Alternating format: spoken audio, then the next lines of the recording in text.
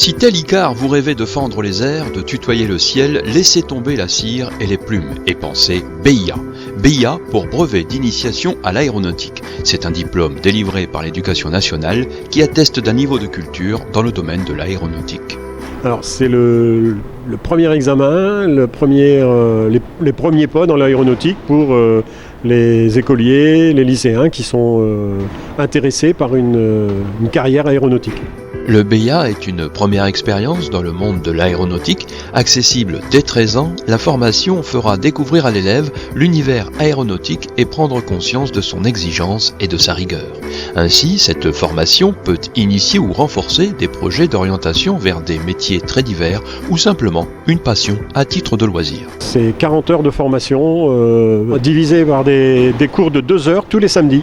Le programme de la formation permet de s'intéresser aux différents types de véhicules volants et permet d'acquérir des connaissances et des compétences en météorologie et aérologie, en principe de vol, navigation, réglementation et sécurité des vols et bien sûr un peu de culture et d'histoire de l'aéronautique et du spatial.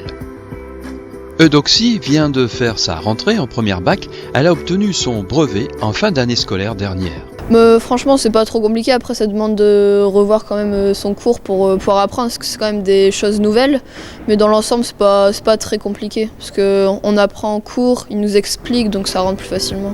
Eudoxie ne se destine pas à une carrière professionnelle dans l'aviation, mais elle a entamé sa formation de pilote ULM. La même année que le BIA, j'ai commencé ma formation ULM.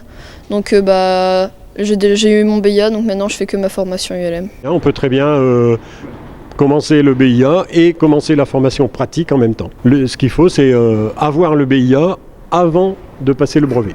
Pour les élèves qui choisiraient de s'orienter vers les métiers de l'aéronautique, si le BIA n'est pas obligatoire, il est fortement conseillé. Les écoles, que ce soit Toulouse ou là à Merville, quand il y a des choix à faire, un élève avec le BIA, à égalité, on va prendre celui qui a déjà le BIA. C'est logique en plus. La formation pour le brevet d'initiation à l'aéronautique est payante, mais peut être partiellement prise en charge par le fonds d'initiative jeunes de la ville de Gravelines. La mairie de Gravelines et plus particulièrement le fonds d'initiative jeunes pourrait aider les jeunes gravelinois au financement de cette formation. Et les jeunes gravelinois intéressés par cette formation peuvent venir à la direction de l'enfance et de la jeunesse, retirer un dossier du FIGE. C'est un dossier relativement simple à compléter et à nous rendre avant le début de la formation. Et on peut donc participer à hauteur de 40% du prix de la formation. Oui, c'est un rêve. Et ça peut être le rêve de tous les gamins qui un jour veulent devenir aviateurs, veulent devenir pilotes. Le BIA est donc une réelle porte d'entrée dans le monde de l'aéronautique, que ce soit à des fins personnelles pour un jour prendre un peu de hauteur en quittant le plancher des vaches, ou dans le cadre d'une orientation professionnelle comme entre autres pilote de ligne, pilote de chasse ou encore technicien au sol.